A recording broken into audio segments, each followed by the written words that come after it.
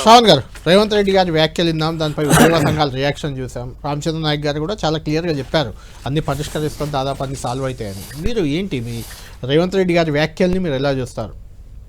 అంటే ముందుగా మీకు తర్వాత ఈ చర్చలో ఉన్న మా సోదరులు గౌరవనీయులు విప్ గారికి, పిట్టల్ గారికి, మిగతా పెద్దలందరికీ కూడా హృదయపూర్వక నమస్కారం. ఇప్పుడు బాధల్లా ఏంటి అంటే రేవంత్ రెడ్డి గారు తాను ముఖ్యమంత్రిని అనేటువంటి ఒక విషయాన్ని నిరంతరం ఎవరన్నా గుర్తన్న చేయాలి ఆయనకు. తాను ముఖ్యమంత్రిని, నిన్నటి దాకా ఉన్న ఒక ప్రతిపక్ష నాయకుడు కాదు, నేను ఇవాళ ముఖ్యమంత్రిని అని ఎవరన్నా గుర్తన్న చేయాలా, లేకపోతే ఆయనకైనా గుర్తుపెట్టుకోవాలా. ఆ గుర్తెరగకుండా ఇవాళ బాధ్యతారాహిత్యంగా చేసినట్టుగా కామెంట్స్గా నేను భావిస్తూ ఉన్నాను. సమస్యలు లేని రాష్ట్రం దేశంలో ఉందా? అసలు సమస్యలు లేని దేశం ప్రపంచంలో ఉందా? సమస్యలు ఉన్నాయి కదా అని చెప్పని, లేకపోతే ఆర్థికపరమైనటువంటి ఒక లోటుబాట్లు ఉన్నాయి కదా అని చెప్పని, మొత్తం రాష్ట్రం అధోగతి పాలైపోయింది అని చెప్పని, అధికారంలోకి వచ్చిన మొట్టమొదటి రోజు నుండి ఇవాల్టి వరకు కూడా రేవంత్ రెడ్డి గారు ఏకైక స్మరణ ఒకటే ఏంటంటే రాష్ట్రం ఆర్థికంగా ఖరాబ్ అయింది, రాష్ట్రం ఆర్థికంగా ఖరాబ్ అయిపోయింది.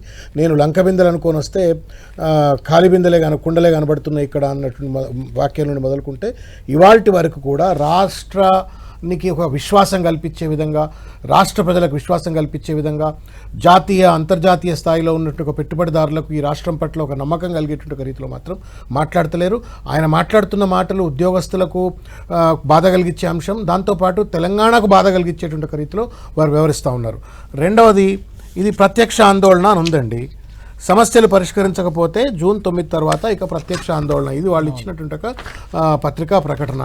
ఇక సమరమే అన్నారు. సమరమే అంటే సమరం అనే పదం తప్పు చెప్పినట్టుగా, సమరం అంటే అదేదో వాళ్ళు నిజంగానే ఉద్యోగస్తులంతా కత్తులు సానలు పెట్టి బరిసెలు బల్యాలు కత్తులు అన్ని పట్టుకొచ్చి రేవంత్ రెడ్డి గారి పైన యుద్ధానికి వస్తారని చెప్పినారా? సెక్రటరియట్ కాడ వచ్చి ప్రిన్సిపల్ సెక్రటరీల మీద, మంత్రుల మీద దాడి చేయడానికి వచ్చిండ్రా? సమరం అనేది ఒక సింబాలిక్ ఎక్స్ప్రెషన్. అది వీళ్ళు ప్రత్యక్ష ఆందోళన అంటే దాని అర్థం అదే, సమరమే. దాని అర్థం అదే. అంటే ఇవన్నీ సాల్వ్ కాకపోతే సమరం అయితే కూడా కత్తులు బలాలు పట్టుకొస్తారా, కటార్లు పట్టుకొస్తారా? కాకపోతే రేవంత్ రెడ్డి గారు మాట్లాడినటువంటి ఒక వైఖరి మాత్రం దాంట్లో 2-3 స్పష్టంగా కనబడుతుంది. నేను విప్ గారైనా సరే, బాగా చదువుకున్న డాక్టర్ గారు, సమయము కొంత విఘ్నత బాగా తెలిసిన నాయకులు, మీరన్నా చెప్పాలి ముఖ్యమంత్రి గారికి. మీ ద్వారా నేను ముఖ్యమంత్రి గారు కూడా విజ్ఞప్తి చేస్తున్నా. You are not an individual, you are an institution.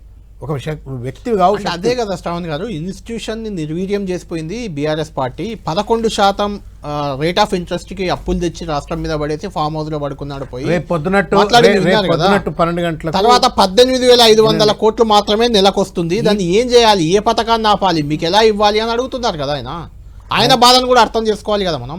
ఆయన బాధను ఒకవేళ ఇప్పుడు ఆయన బాధ ఏమో కానీ మీరు మాత్రం బాగా లేదు. రేవంత్ రెడ్డి గారు చెప్పిన నన్ను చెప్పండి.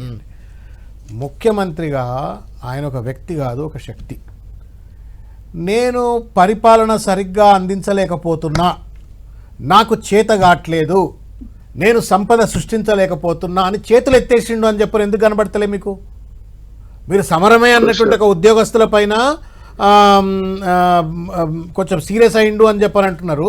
మీరు ఇంకో కోణంలో చూసినట్టయితే నా చేత కావట్లేదని చేతులు ఎత్తేసిండండి రేవంత్ రెడ్డి గారు. నా చేత కావట్లేదు, నా సంపద సృష్టించలేకపోతున్నా, నేను సంపద వంచలేకపోతున్నాను అన్నారు. నేను ఫస్ట్ మంత్ లో అన్న ఒక్క మాట మీరు మాట్లాడని చెప్పింది ఇది ఎందుకు అంటే ప్రజలకు సంబంధించింది, వారు కూడా వినాలని చెప్పి నేను కోరుకుంటున్నా. ఇవాళ నుండి అన్న ముఖ్యమంత్రి గారు ఈ భాష బంద్ చేసుకుంటే మంచిది. ఎందుకు అంటే he's not a chief minister for the Congress party, is not a chief minister for Gandhi Bhavan, is a chief minister to me. 4 కోట్ల మంది ప్రజలకు ఆయన చీఫ్ మినిస్టర్. ఇవాళ ఉన్న ప్రజలకే కాదు, ఇవాళ ఆయన చేసే పని భవిష్యత్ తరాలకు పునాదులు వేస్తాయి. ఇవాళ సంపద లేదు అని చెప్పని మాట్లాడుతున్న రేవంత్ రెడ్డి గారు, అప్పు పుట్టనైన మూసీకి ఎట్లా 1,00,000 కోట్లు తెస్తా అంటున్నావు? అప్పు పుట్టనైన 1,00,000 కోట్ల రూపాయలు ఫ్యూచర్ సిటీకి ఎట్లా పట్టుకొస్తా అంటున్నాను? ఉద్యోగం ఒక్క మాట, 30 సెకండ్ ప్లీజ్, అలౌ మీ ఒక్క మాట, 30 సెకండ్ మీరు మధ్యలో ఆపుతున్నారు, మీరు ఆపిన ఆయన 30 సెకండ్. ఏమంటున్నా అంటే ఈ 3 లక్షల కోట్ల రూపాయల బడ్జెట్ తెలంగాణ, 3.5 లక్షల కోట్ల రూపాయల బడ్జెట్ మన రాష్ట్రం.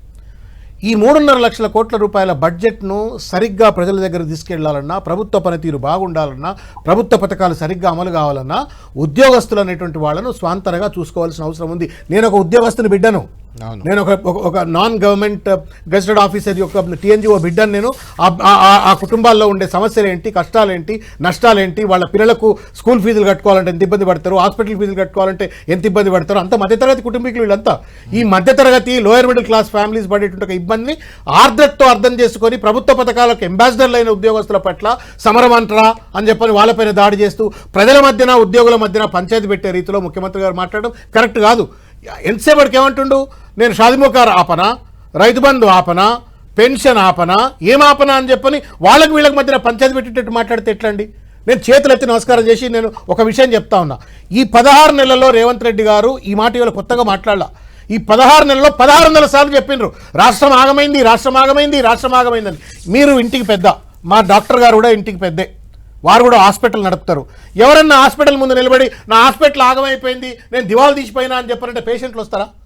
ఇవాళ తెలంగాణ రాష్ట్రానికి కూడా ఇంటి పెద్ద ఆయన, ఈ ఇంటికి పెద్ద, తెలంగాణ పెద్ద ఆయన, అంటే అదే తెలంగాణ పెద్ద ఆయన ఇంటి ముందు నిలబడి దివాళా తీసింది, దివాళా తీసింది, దివాళా తీసింది అంటే ఎవరైనా పెట్టుబడులు వస్తాయా? సమస్య ఉంటే సమస్యను చెప్పడానికి వేదికలు ఉంటాయి. రేవంత్ రెడ్డి గారు నోరిప్పి మాట్లాడినటువంటిది కేవలం ఉద్యోగులే ఇన్లే. అక్కడ 4 కోట్ల మంది ప్రజలు విన్నారు, 140 కోట్ల మంది ప్రజలు కూడా విన్నారు. అప్పులిచ్చే సంస్థలు కూడా ఉన్నాయి. ఓకే. ఆ మాత్రం ఆ థిన్ లైన్ అంటారు. ఆ థిన్ లైన్, ఆ డిఫరెన్స్ అర్థం చేసుకోకుండా నేను వాళ్ళకి చెప్పినా అని చెప్పాను.